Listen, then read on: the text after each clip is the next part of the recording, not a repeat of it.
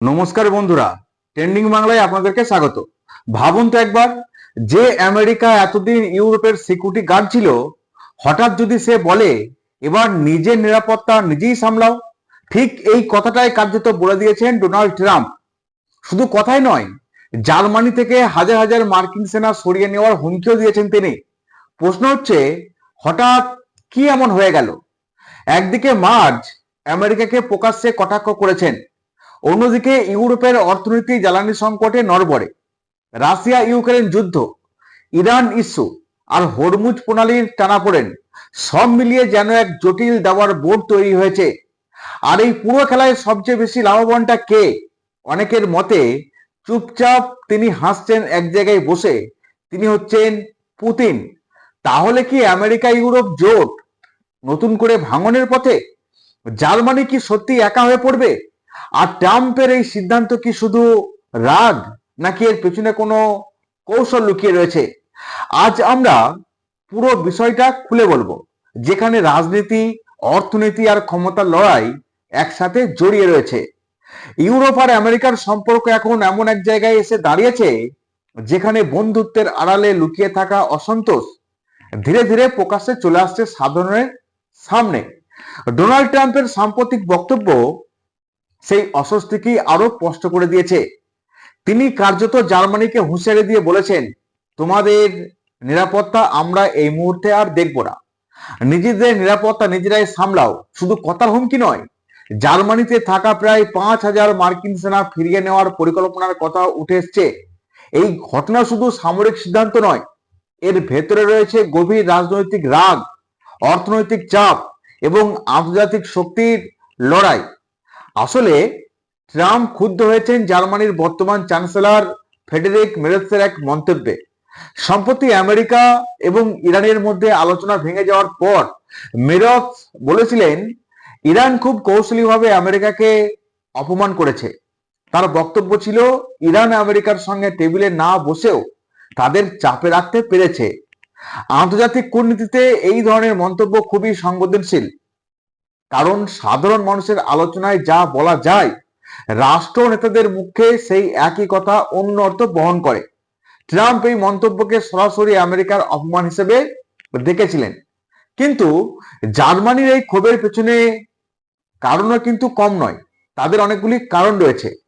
Russia Ukraine যুদ্ধের পর ইউরোপের অর্থনীতির প্রবল চাপে পড়েছে। বিশেষ করে জার্মানির সবচেয়ে বেশি সমস্যায় পড়েছে জ্বালানি সংকটের কারণে। বহু বছর ধরে জার্মানি রাশিয়ার গ্যাস এবং তেলের উপর নির্ভরশীল ছিল। নর্থ স্ট্রিম পাইপলাইনের মাধ্যমে রাশিয়া থেকে সরাসরি গ্যাস আসতো। কিন্তু ইউক্রেন যুদ্ধ শুরু হওয়ার পর আমেরিকা ইউরোপকে চাপ দেয় রাশিয়া থেকে জ্বালানি কেনা বন্ধ করতে। যুক্তি ছিল, রাশিয়াকে টাকা দিলে সেই অর্থ যুদ্ধ চালানোর জন্য ব্যবহার হবে। আমেরিকা সব জায়গাতে নিজের দাদাগিরি দেখাতে যায়, এখানেও তার ব্যতিক্রম হয়নি। ফলে জার্মানি বাধ্য হয়ে বিকল্প উৎস খুঁজতে শুরু করেছিল। তারা মধ্যপ্রাচ্য এবং আমেরিকার উপর নির্ভরশীল হয়ে পড়ে। কিন্তু ঠিক তখনই হরমুজ প্রণালীকে ঘিরে নতুন একটা ঝামেলা তৈরি হয়েছিল। ফলে জ্বালানি সরবরাহ আবারও অনিশ্চিত হয়ে যায়। একদিকে রাশিয়ার রাস্তা বন্ধ হয়ে গেছে, অন্যদিকে মধ্যপ্রাচ্যের পথ ঝুঁকিপূর্ণ। আর এই অবস্থায় জার্মানির শিল্প, পরিবহন এবং উৎপাদন ব্যবস্থা ধাক্কা খেতে শুরু করে। তাহলে তারা এটা কতদিন মেনে নেবে বলুন তো, যখন নিজের দেশে এমন অর্থনৈতিক অবস্থা টলমল হবে? জার্মান অর্থমন্ত্রী পর্যন্ত প্রকাশ্যে বলেছেন, ট্রাম্পের ইরান নীতি এবং যুদ্ধমুখী অবস্থানের কারণে জার্মান অর্থনীতির প্রবৃদ্ধি মারাত্মকভাবে ক্ষতি হয়েছে। ইউরোপীয় ইউনিয়নের প্রতিদিন কোটি কোটি ইউরোর ক্ষতি হচ্ছে। শুধু জার্মানি মানে জ্বালানি নয়, সার সংকটও তৈরি হয়েছে, কারণ রাশিয়া থেকে সার আমদানি কমে যাওয়ায় কৃষিক্ষেত্রেও ব্যাপক চাপ বাড়ছে। বিমান সংস্থা লুফথানসাও জ্বালানির অতিরিক্ত খরচের কারণে ফ্লাইট কমাতে বাধ্য হয়েছে। অর্থাৎ পুরো অর্থনীতির ওপর এর প্রভাবটা ব্যাপকভাবে পড়েছে। আর এই পরিস্থিতিতে ট্রাম্প যখন বলেন যে তিনি জার্মানি থেকে মার্কিন সেনা সরিয়ে নেবেন, তখন বিষয়টা আরো গুরুত্বপূর্ণ হয়ে ওঠে। কারণ জার্মানিতে আমেরিকার সেনা থাকা কোনো নতুন বিষয় নয়। দ্বিতীয় বিশ্বযুদ্ধের পর থেকেই জার্মানি এবং জাপানে বিপুল মার্কিন সেনা মোতায়েন রয়েছে। যুদ্ধের পরে আমেরিকা এই দুই দেশকে বলেছিল তারা নিজেদের সামরিক শক্তি সীমিত রাখুক, তাদের নিরাপত্তার দায়িত্ব আমেরিকা নেবে। তারপরই হঠাৎ করে আমেরিকার এমন ভুল বদল। আসলে ঠান্ডা যুদ্ধের সময় পশ্চিম জার্মানি ছিল আমেরিকার জন্য অত্যন্ত গুরুত্বপূর্ণ সামরিক একটা ঘাঁটি।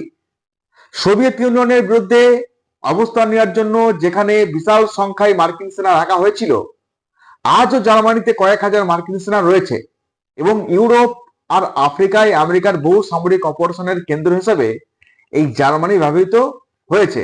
আসলে যেখানেই আমেরিকান সৈন্য, সেখানেই আমেরিকার স্বার্থ রয়েছে। তারা বিনা স্বার্থে কাজ করে না, এটা সর্বজন বিদিত। ন্যাটো জোটের মূল ভিত্তি এখানেই। ন্যাটোর নিয়ম অনুযায়ী কোনো সদস্য দেশের উপর হামলা হলে অন্য সদস্যরা তাকে রক্ষা করবে। তাই আমেরিকা ইউরোপে নিজেদের সেনা রেখে বলে যে তারা বন্ধুদের নিরাপত্তা নিশ্চিত করছে, কিন্তু ইউরোপের অনেক দেশ এখন প্রশ্ন তুলছে এই নিরাপত্তার বিনিময়ে তারা কি অতিরিক্ত মূল্য দিচ্ছে না? হরমুজ প্রণালী নিয়ে সাম্প্রতিক উত্তেজনার সময় ইউরোপের দেশগুলো আমেরিকার সঙ্গে পুরোপুরি যুদ্ধের পথে হাঁটতে রাজি হয়নি, বরং তারা আলোচনা করেছে নিজেদের জাহাজ, নিজেদের সামরিক সুরক্ষায় এই অঞ্চল থেকে বের করে আনার জন্য। জার্মান চ্যান্সেলর পর্যন্ত ইঙ্গিত দিয়েছেন যে প্রয়োজনে ইউরোপ নিজেরাই সামরিক ব্যবস্থা নেবে, অর্থাৎ ধীরে ধীরে ইউরোপ আমেরিকার উপর নির্ভরতা কমানোর কথাও ভাবছে। তাছাড়া তাদের সামনে বিকল্প কোনো পথ নেই। আমেরিকার উপর ভরসা করা মানে তাদেরকে ভবিষ্যতে ডুবতে হতে পারে। এই পুরো পরিস্থিতিতে সবচেয়ে বেশি সুবিধাটা কার হবে? অনেকের মতে রাশিয়ার প্রেসিডেন্ট ভ্লাদিমির পুতিনই সবচেয়ে বেশি লাভবান হতে পারেন, কারণ আমেরিকা এবং ইউরোপের মধ্যে যদি দূরত্ব বেড়ে যায় তাহলে পশ্চিমা জোট দুর্বল হয়ে যাবে, আর সেই সুযোগ রাশিয়া কৌশলগতভাবে কাজে লাগাতে পারবে। এটা কিন্তু হবে। পুতিন মারাত্মকভাবে ভীষণ চালাক। সব মিলিয়ে বর্তমান পরিস্থিতি শুধু আমেরিকা জার্মানির সম্পর্কে টানাপোড়েন নয়, বরং গোটা পশ্চিমা বিশ্বের ভেতরে বাড়তে থাকা অবিশ্বাসের একটা প্রতিচ্ছবি। ইউরোপ বুঝতে পারছে শুধুমাত্র আমেরিকার উপর নির্ভর করে নিরাপত্তা এবং অর্থনীতি চালানো ভবিষ্যতে ঝুঁকিপূর্ণ হতে পারে। আর ট্রাম্পও বারবার দেখিয়ে দিচ্ছেন তিনি বন্ধুদের সঙ্গে সম্পর্ককেও ব্যবসায়িক হিসাবে চোখে দেখেন। ফলে আগামী দিনে ইউরোপ হয়তো আরো স্বাধীন সামরিক অর্থনৈতিক অবস্থানের দিকে এগোতে পারে। বর্তমান বিশ্বের রাজনীতিতে সবচেয়ে বড় ব্যাপারটা হলো বন্ধুত্ব বলে কোনো কিছু স্থায়ী নয়, স্থায়ী হলো স্বার্থ।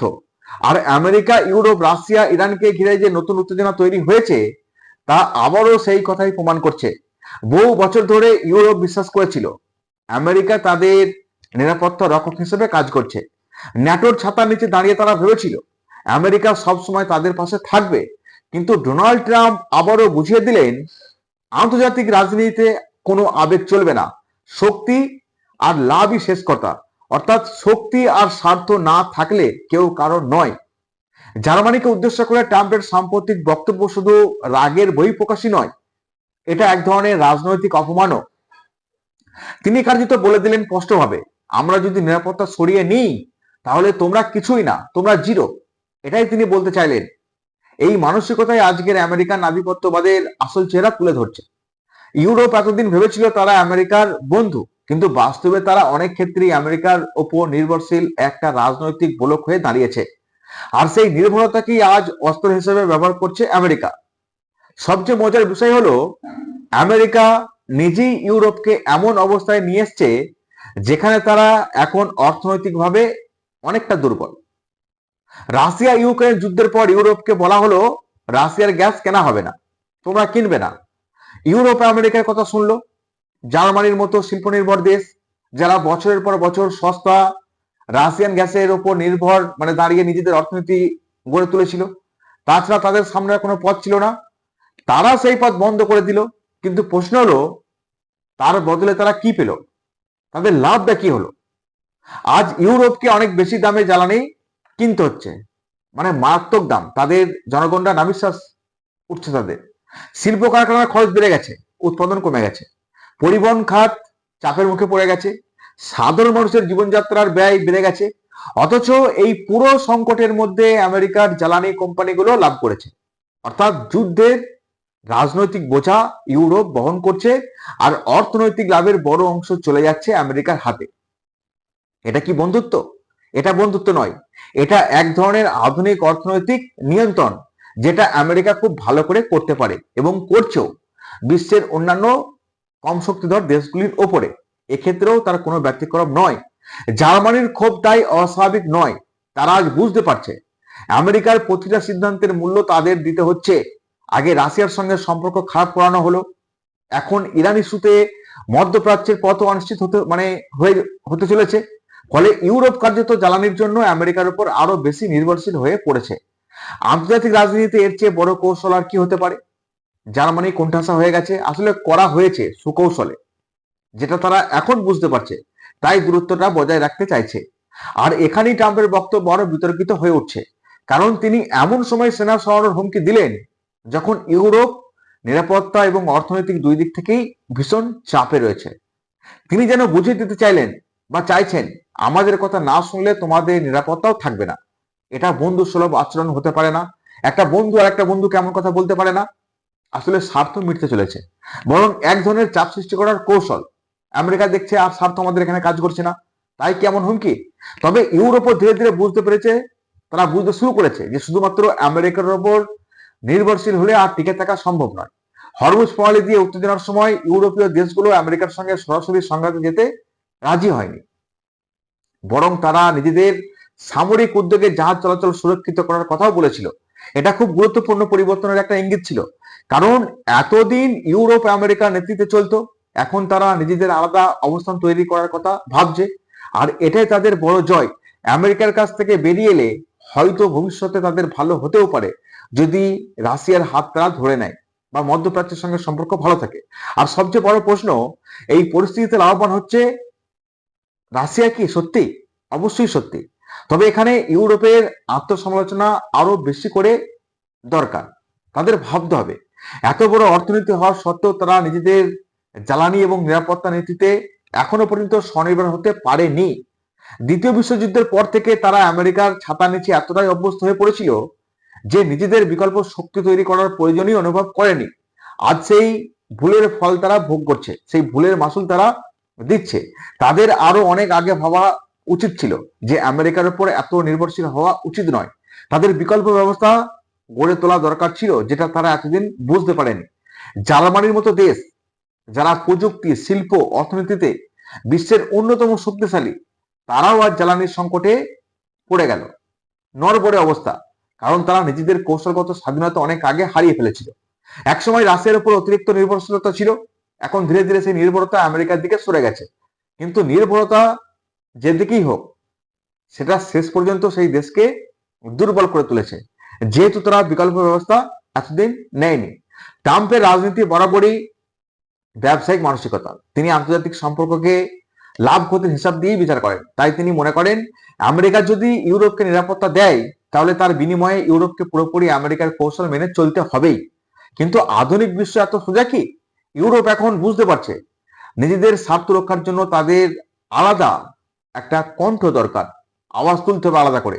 আর এই পুরো ঘটনার সবচেয়ে বেশি উদ্বেগজনক দিক হচ্ছে, পৃথিবী ধীরে ধীরে আরো বিভক্ত হয়ে যাচ্ছে।